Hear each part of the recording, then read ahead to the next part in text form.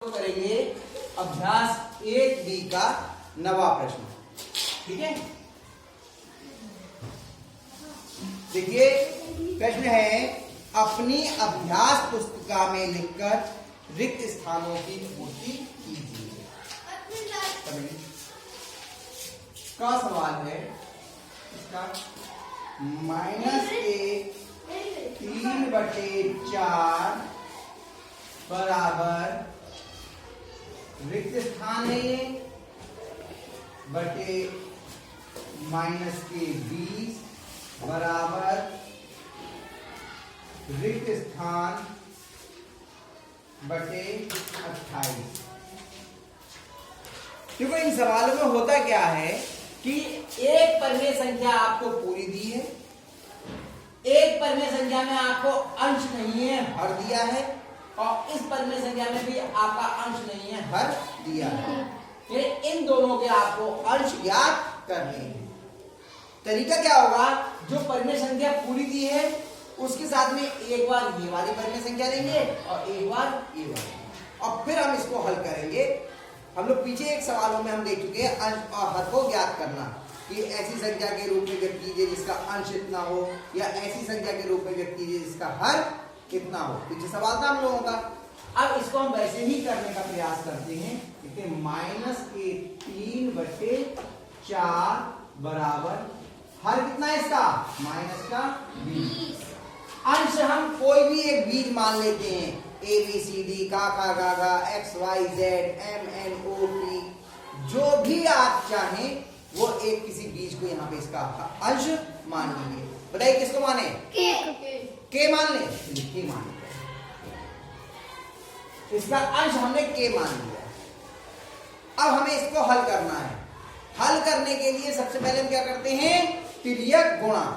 ध्यान रखिए, जब बराबर की एक भी तरफ अगर आपकी भिन्न है तो हम क्या करते हैं, इसे तिर्यक गुणा करते हैं। लिखते हैं तिर्यक गुणा करने पर, तिर्यक गुणा करने पे ये जो हर है ये इधर अंश के साथ गुणा में आ जाएगा, और इधर का जो अंश है वो इधर हर के साथ वो इधर का जो हर है वो इधर अंश के साथ गुणा में चले जाएगा। यानी कि -3 गुणा -20। क्या ये सही लिखा है? नहीं। क्या गलती है? दो चिन्ह कभी भी एक साथ नहीं आते, इसलिए इसे कहाँ लिखना पड़ेगा? कोष्ठक के अंदर, ब्रैकेट के अंदर। ठीक है, बराबर k गुणा 4। सही है। देखिए -20 इसके साथ गुणा में आ गया -3 से, और 4 जो था वो k के साथ गुणा में। अब दोनों समान चिन्ह के हैं, इनकी गुणा करनी है। समान चिन्हों की गुणा धनात्मक आएगी या ऋणात्मक? बताइए, समान चिन्हों की गुणा धनात्मक आती है या ऋणात्मक?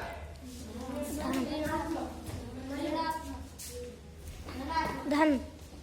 अब अंदाज मत लगाओ, ये नियम हम लोगों ने सीखा था गुणा में कि सबसे पहले चिन्हों की गुणा होती है, और चिन्हों का नियम था कि समान चिन्हों की गुणा धनात्मक और अलग अलग चिन्हों की गुणा ऋणात्मक।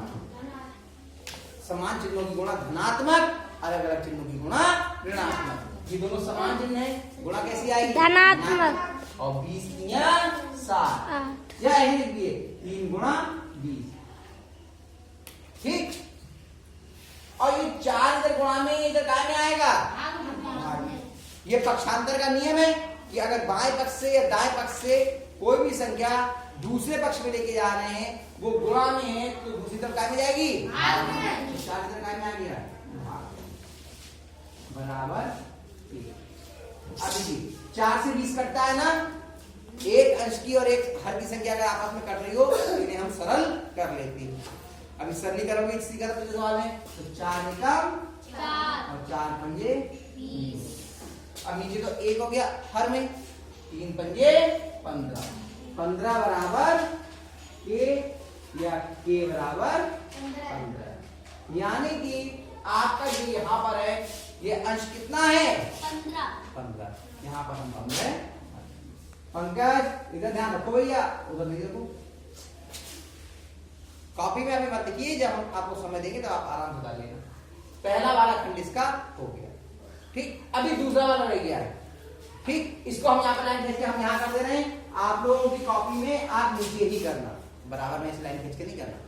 इसको भी करते हैं। चलिए अब क्या लेंगे पहले, -3/4 बराबर, अब हर कितना है इसका 28, और अंश क्या मान ले बताओ, पिछली बार के माना था, क्या क्या माना, ए, चलो ए मान। अब क्या करेंगे, सबसे पहले हमें ए का मान ज्ञात करना है। सबसे पहले हम क्या करेंगे,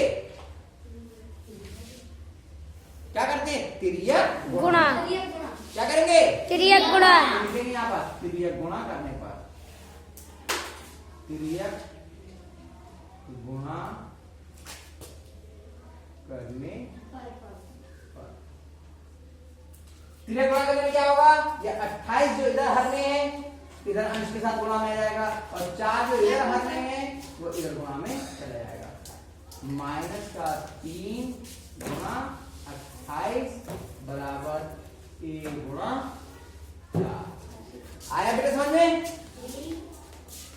कि ये जो इधर हर में है ये इधर का में आएगा गुणा में, और ये इधर हर में है ये इधर अंश के साथ गुणा में चला गया। दिख गया ये। अब पहले इनके चिन्हों की गुणा कर लें। सबसे पहले चिन्हों की गुणा कर लेते हैं। ये कैसा है, प्लस का या माइनस का, माइनस, ये प्लस, दोनों समान चिन्ह के या अलग अलग, अलग अलग, गुणा धनात्मक होगी या ऋणात्मक, ऋणात्मक। तो माइनस का हो गया 3 गुणा 28, और ये 4 इधर गुणा में इधर काय में आएगा बराबर, 4 इधर गुणा में था इधर काय में आ गया। इतनी बात समझ में आ गई। अब देखिए क्या सरल हो रहा है, अंश और हर आपस में कट रहे हैं, कुछ 4 है इधर, ऊपर कोई कटता है, कौन सा 28, 4 के बाहर 28 आता है, जी, कितने बार जाएंगे, 7 7 28, 4 एकम 4, 4 सत्ते 28। अब हर में देखेगा क्या, अंश 3 सत्ते 21, माइनस का 21 बराबर ए, या ए बराबर 21 है। हाँ, चिन्ह के साथ बोलते हैं, क्योंकि 21 जो है वो शून्य के दाहिनी ओर होता है और -21 बाईं ओर। ये हम लोगों ने संख्या रेखा पर देखा था, है ना। -21 अलग है। -21 का मतलब हम पे कर्जा है 21 का, और +21 का मतलब हमारी जेब में 21 रुपए रखे हैं। इस तरह से समझो ना। तो कितना माइनस का 21, तो यहाँ पे कितना लिखा जाएगा, माइनस का 21।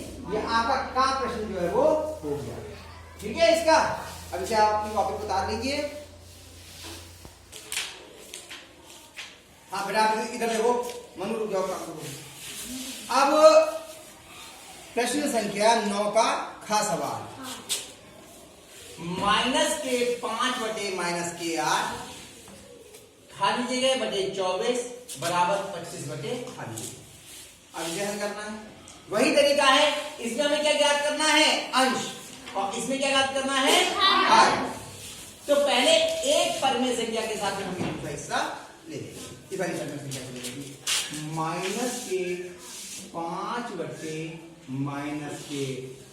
-5/-8 बराबर बटे 24। अब इसकी जगह हम कोई भी एक बीज मान लेते हैं, जो चाहे आप मान सकते हैं। क्या माने, क्या खा बोला, खा, चलो खा मान, आज कुछ होगा कहना मान लेते हैं। क्या मान लिया हमने, खा। ठीक, अब हमें खा का मान ज्ञात करना है।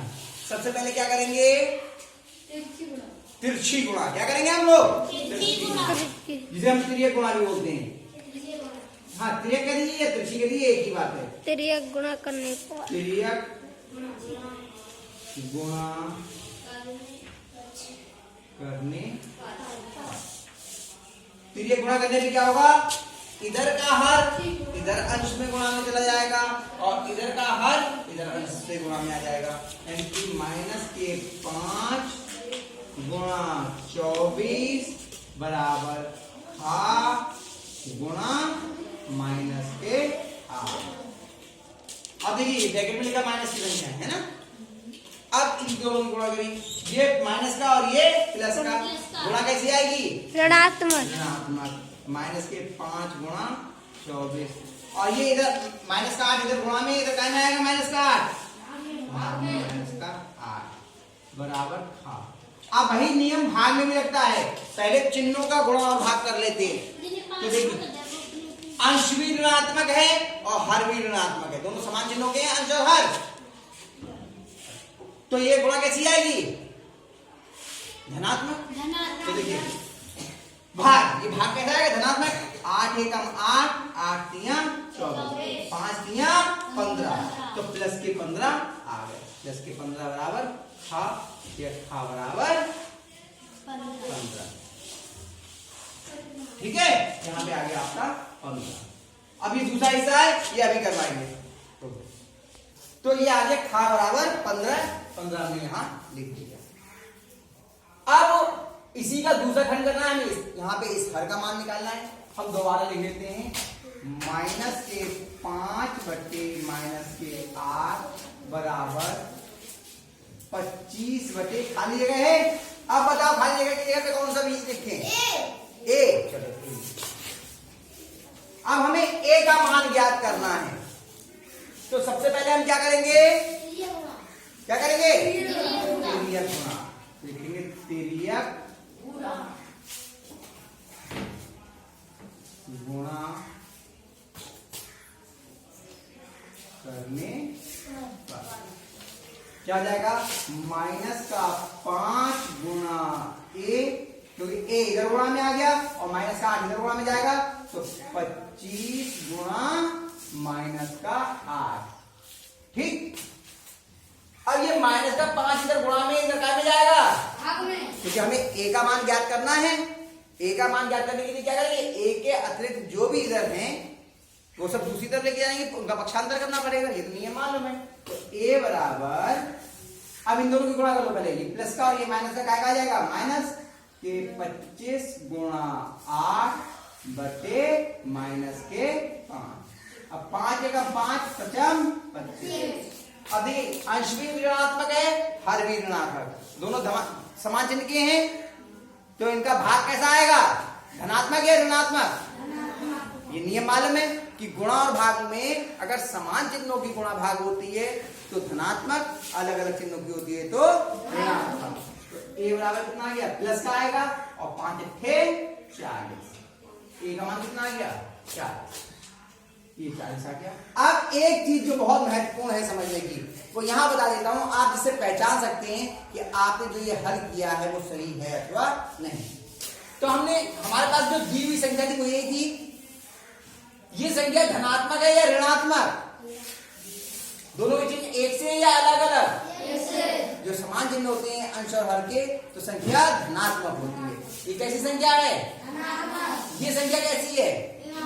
क्यों? अलग अलग चिन्ह है और ये धनात्मक, यानी तीनों ही संख्या धनात्मक है। पहली चीज तो हमारी सही हो गई। अगर जो दी हुई संख्या धनात्मक है तो जो हम हल कर रहे हैं, जो हम मान निकाल रहे हैं, वो संख्याएं भी धनात्मक होनी चाहिए, और दी हुई संख्या अगर ऋणात्मक है तो हमारी जो हम निकाल रहे हैं वो भी ऋणात्मक होनी चाहिए, पहली चीज। अब दूसरा तरीका क्या है? अब ये छोटी है, अब ये बड़ी है। 5 का पहाड़ा पढ़ो कितनी बार आएगा? 15 में। 8 का पहाड़ा पढ़ो 24 में कितनी बार आएगा? 8 का पहाड़ा पढ़ो 24 में कितनी बार आएगा? 8 का पहाड़ा 5 बार पढ़ने में 24 आएगा? 3। कितनी बार पढ़ने का है? 5 का पहाड़ा भी हमें 3 बार पढ़ना पड़ रहा है और 8 का पहाड़ा भी 3 बार पढ़ना पड़ रहा है। ऐसे अगर हम यहाँ पे बात करें तो 5 का पहाड़ा कितनी बार पढ़ने पे 25 आएगा? 5 बार। और 8 का पहाड़ा कितनी बार पढ़ने पे 40 आएगा? 5 बार। दोनों एक से आ रहे हैं, तो उत्तर आपके सारे सही हैं। ठीक है, ये सवाल मैंने आपको करा दिए हैं, और जो 2 सवाल रह गए हैं इन्हें आप अपने आप घर से प्रयास करना। अगर कोई समस्या होगी तो मैं आपको बता दूंगा। अब इसे उतार दीजिए।